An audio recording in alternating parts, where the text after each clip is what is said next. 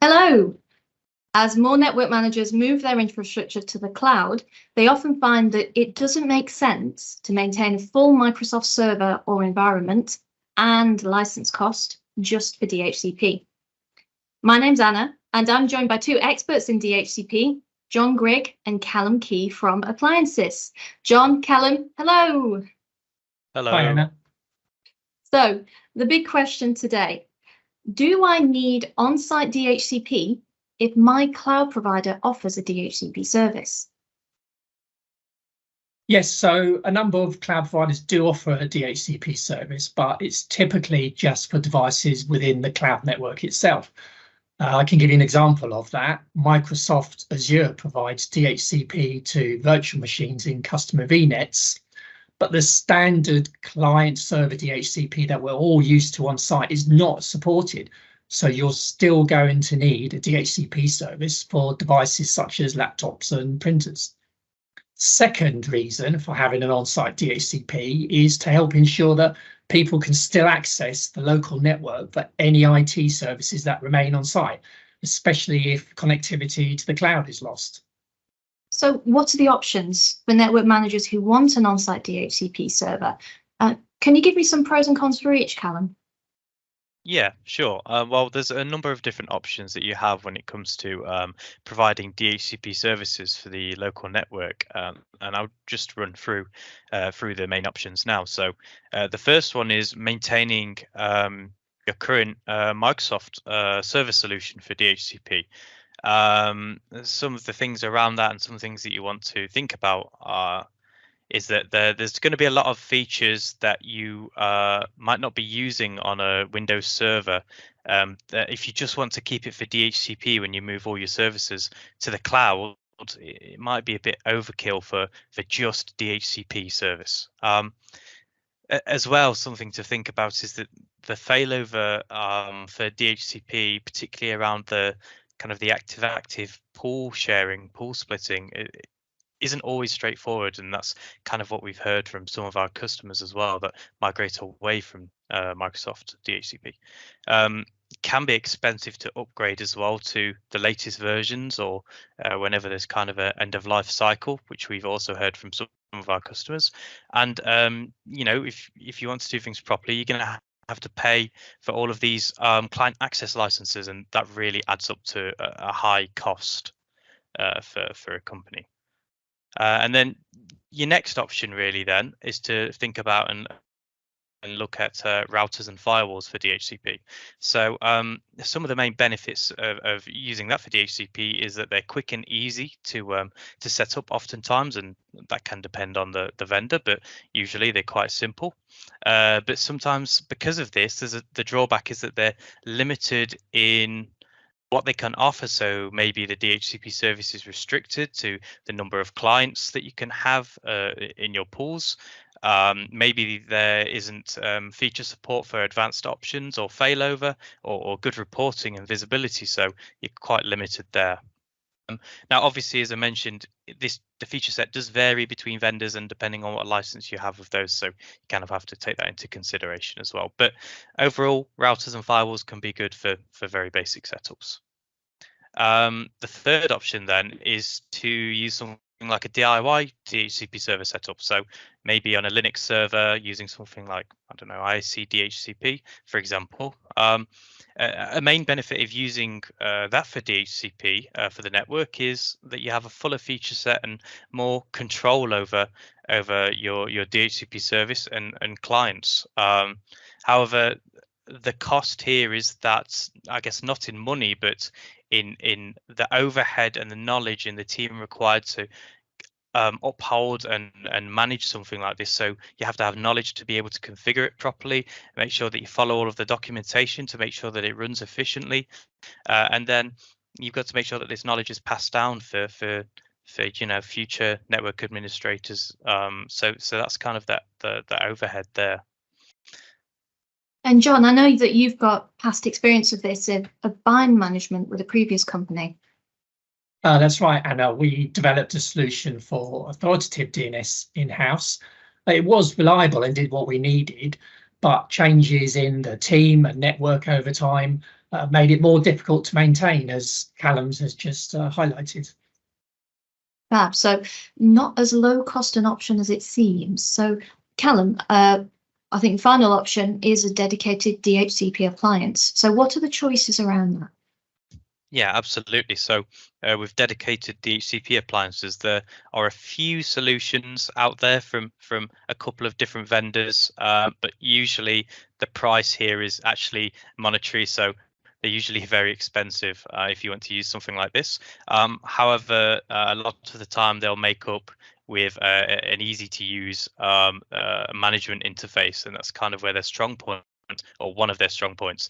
I would say, particularly with DNS Box, our solution is that we wanted to strive and really make this point our main focus. So we always had good feedback from our customers about how clean, simple, and easy to use our DHCP interface is.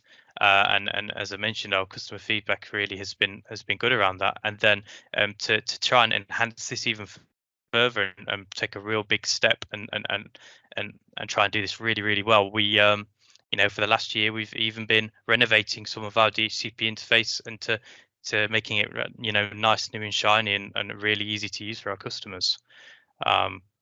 So they're kind of the main reasons. And then I guess finally, which isn't actually the product related, it's more about support related. So having someone on the end of the phone, if you ever need help, with migrating over, setting things up, testing, that having someone on the end of the phone like a support engineer is really valuable.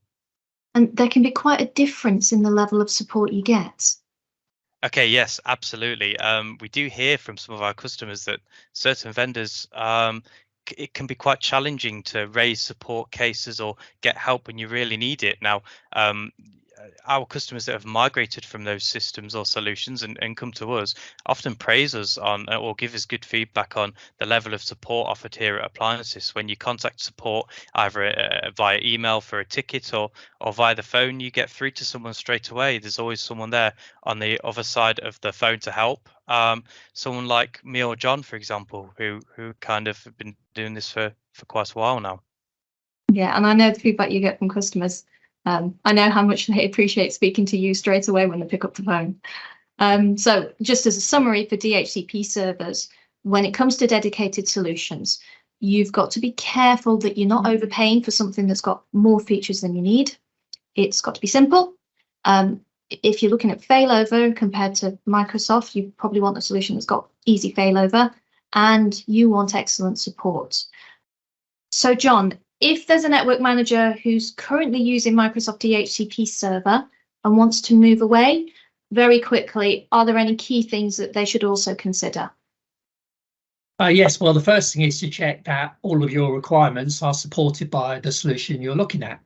We heard Callum mention earlier that firewalls and routers tend to offer limited feature sets, so they may not give you all the functionality that you need. Secondly, does the solution provide the right level of support? If you use an in-house solution, for example, you may have to rely on skills that you have within the team, and those could change. And third is about where the DHCP solution should be located.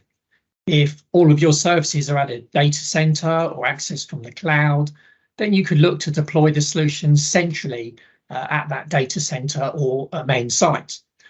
But if you have a number of sites with local services, then you may want to deploy the DHCP solution at each of those sites to ensure that client access to those services is maintained, even if there's an issue with any internet or WAN links.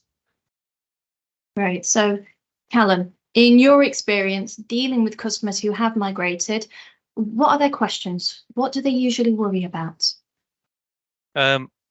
Well, it really depends customer to customer, but I'll give kind of an outline of some of the most frequently asked questions that we get from our customers when they're migrating or when they're thinking about migrating, and some of the things that they worry about actually going through that process. So the first one really is it complicated to manage an appliance compared to what they're currently using? We often hear that people don't want to change, and so it can be kind of scary to make that process. But as we've kind of already outlined, especially with a DHCP appliance, the aim is to really make that process of managing DHCP simpler, and in the long term it's going to keep overhead costs down, and it'll be simpler to use once you're used to it, and that shouldn't take too long. And then secondly is how difficult is it to import our existing configuration? We don't want to start from scratch creating all of our subnets and options and reservations manually. Is it possible for us to import this in to make the migration smooth? And the answer is, well, particularly with DNSBox, which is where I can speak from experience, we have tools built in to help customers who are migrating away from, for example, Microsoft DHCP, where they can export a file and then import that into DNSBox, and so that just makes that much simpler. And then the third thing is everything that I need in my existing or everything that I'm using in my existing network environment for DHCP supported. So you really want to consider what current options you use, whether there's any advanced things that you do with your DHCP services, and you want to make sure beforehand, before you go ahead, that these options are all covered. But with DNSBox particularly, we support a wide range of custom options and make that process of creating those really simple. And then finally, which is a really big one that we hear in almost every deployment, is how can I reduce the downtime when I migrate to a new system for DHCP? Now, obviously, DHCP is a really key part of the network services and one of the most crucial ones. So we want to try and reduce that as much as possible, any downtime that comes from that. The first thing really is to plan well for it. Make sure that you know what you're going to do when it comes to the deployment, and also make sure that you can schedule some kind of window in to make these changes. And then when it comes to actually deploying, you have two main options. You can either do a steady, slow, and well tested approach, which is where you run DNSBox in parallel with your existing DHCP solution, add a couple of subnets at a time, test things, test all of your options, test that clients can get DHCP services, and then you can smoothly and slowly migrate over time all of your subnets and then decommission your old solution. And then the second approach, depending on the time frame that you have and how urgent this is to just configure the new DNSBox with the same IP addresses, the same configuration that your existing solution is using, and then just bring the old one down and bring the new one up, and allow DNSBox just to take control from there. So they're really the things to consider, and what you choose will really depend on the project timelines, how urgent it is, what the priority is in getting a new system deployed. And I know that you and John can help anyone who's considering migrating. You can help them choose what's right for them in their network. Absolutely. Fabulous. So, John, final question.